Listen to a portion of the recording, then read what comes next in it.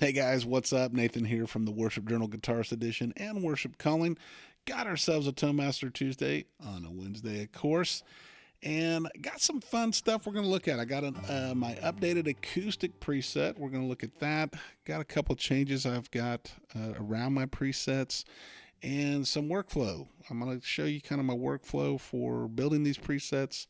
Maybe some tips, maybe something you'll find useful. So hopefully you'll stick around. If you like the video, give it a thumbs up. If you're not subscribed, hit the subscribe button, ring the bell, all that good stuff. Let's jump over to Pro Control. All right, so right out of the gate, the first thing I want to call out is the version number. I had a kind of a complex versioning number for my own personal use for my presets that I could easily identify if it was a parameter change that I did, or if it was, a block was replaced or a new block, different things. So I could easily go back and look at all my previous versions and know what kind of changes happened along the way. Then I realized that Fender Cloud does not support dots or periods in the version or in the preset name. So just to make things a little bit easier for the Cloud, I'm just going to a flat preset number.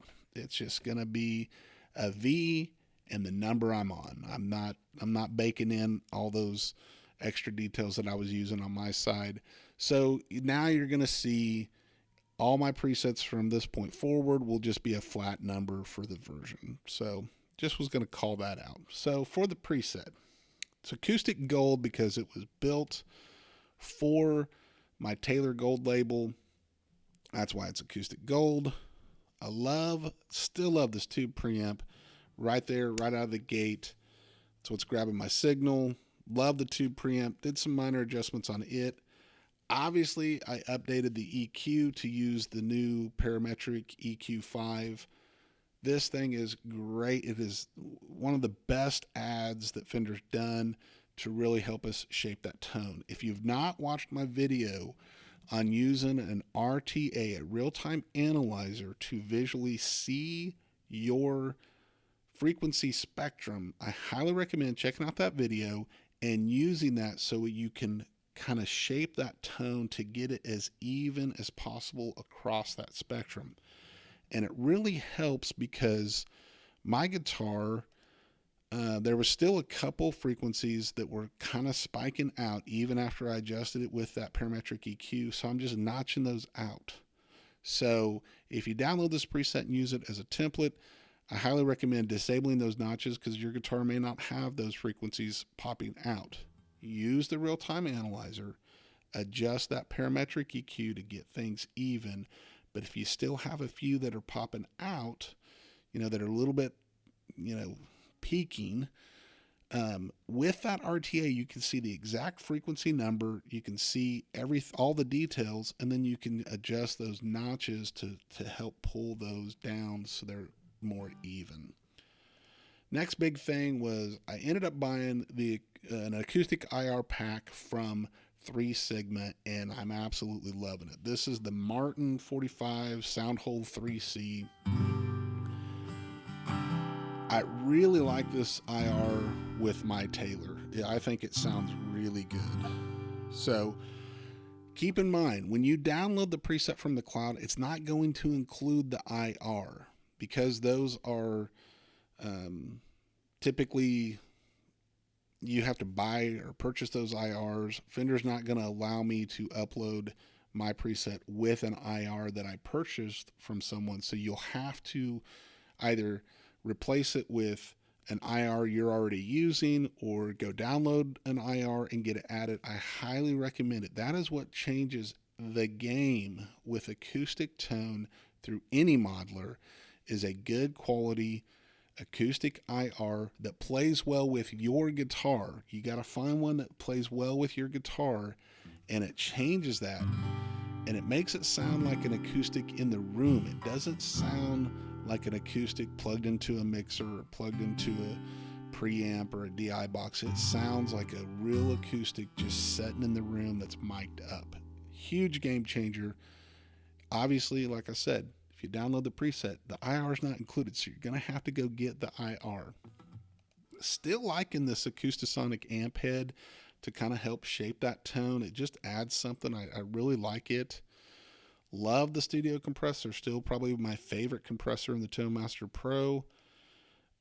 Love the stereo digital delay. I think all my presets, I've changed my delay pedal to this, including my electric presets. I've got a 3 dB boost assigned to this foot switch here. So, if you're, drop down to maybe playing some fingerstyle and you just need a little bit of boost, you got it right there on your foot switch. You can give yourself you can give your guitar a 3 dB boost. You can adjust that to whatever you want, obviously. Now, if you've been following the channel anytime at all, you know why every one of my presets has this boost block at the end that's at 12 o'clock. It's the 5 dB. The reason I have that in my presets is because I use the ToneMaster Pro on both my acoustic and my electric, and I always use my vocals through the ToneMaster Pro. So by doing that, I have no way to turn down or turn up just my guitar. I can't use my master volume knob on the ToneMaster Pro because that would also increase my vocal volume.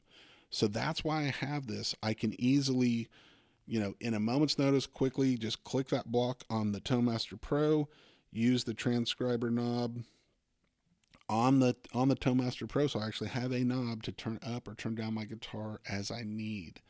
That is why that's there. I also run all my ambient reverbs right in this path. I have done this for years. What I do is the splitter I assign to my expression pedal. So I'm moving my expression pedal right now, and you can see it's changing those values. So what that's doing is the splitter determines how much of the path goes to A or path B, right? So my ambient is on path B. So if I got my expression pedal all the way to the toe, that's all ambient. That's full ambient.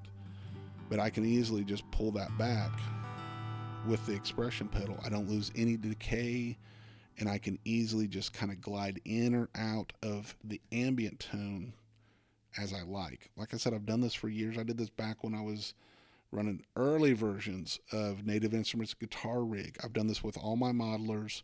I love having my ambient on an expression pedal. I just think it works. I like it.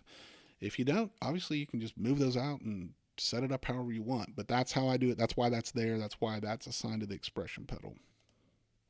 Not a huge fan of plate reverbs traditionally on guitar.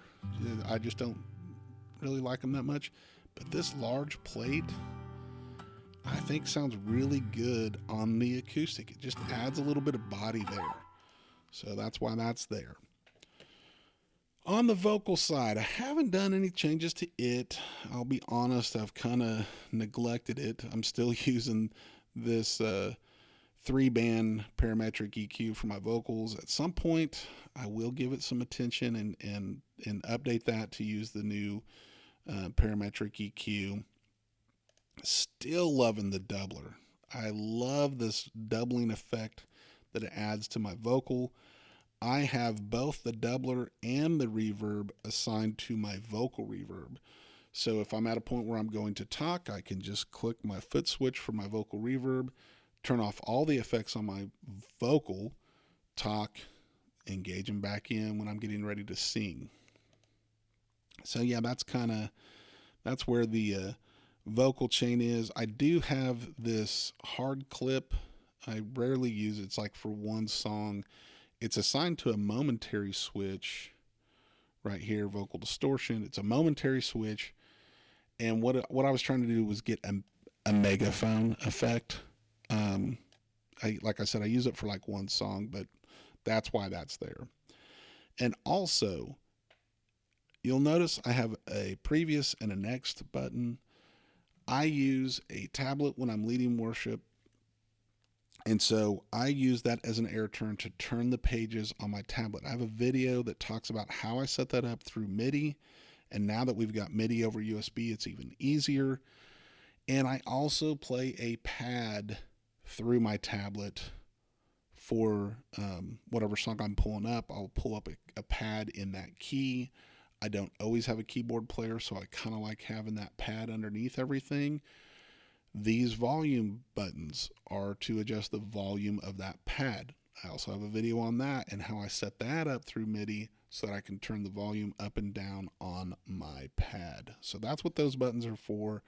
You'll see those in the preset.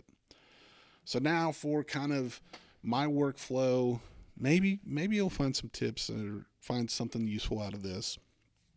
What I've done is I went through and I created my vocal preset or my vocal chain first. And then I saved that as a template. So I have a preset called template that I use that has all my vocal settings right where I want it. And now I can create a new preset and just add whatever guitar amp or whatever effects for the guitar, and I have the same vocal preset as my template. So all my presets will have the same vocal presets or settings for that path. That helps tremendously, so I don't have to go in and recreate all this stuff. I can just pull up template, create a new preset, save it, and away I go. Now, this is where it gets a little bit difficult. Let's say I adjust or make changes to my vocal preset. I'm going to have to go through every single one of my presets and make those changes so that they all match. So if I switch from one preset to another, there's no vocal change. It's the exact same vocal settings, right? I'm switching to presets right here. There's no change in my vocal. What I did to help expedite or speed up that process is I used this block settings. You can save these block settings, and I just named them the order they are in my vocal chain. So if I made a change to, let's say, the studio compressor, I'm going to save that as a block setting to, I normally start with 0, but so I would save it as 1, or you could save it as whatever. Save that block preset. Then you're going to go into every preset that you have that vocal chain on and just say replace it with the mic. I named it mic 1 because it's my mic path, and it's technically the second block, 0 being the first block. 1. I can load that in. Now it's got that new setting that I set. So you're still going to have to go through each preset and do that, but it definitely saves time that you're not going into each block and turning knobs and matching values. You're going to use those block settings to save those values and make it easier, save you some time to update all your presets. So hopefully that's helpful. Hopefully this preset's helpful. I really like where it's at, both vocally and with my acoustic. I think it sounds really good.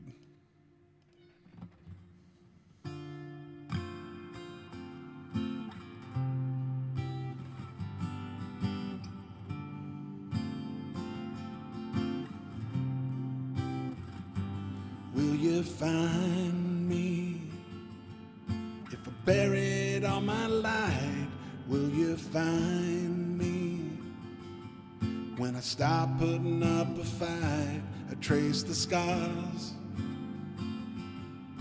a map of all the places that I've been, each one a silent prayer in the end. No one ever seems to stay. I live the same life every day. Everything I thought I had is gone. Yes, it's gone. I don't know. I like it. I like where it's at. I like it a lot. I love that vocal doubler, that doubling effect on the vocals. I like this new 3 Sigma IR. I like where it's at. So check it out. Download the preset. Use it as a baseline. Make it work for you. And if you found anything in this video helpful, give it the thumbs up, like and subscribe, ring the bell, and as always, make every strum count. I'll see you guys next time.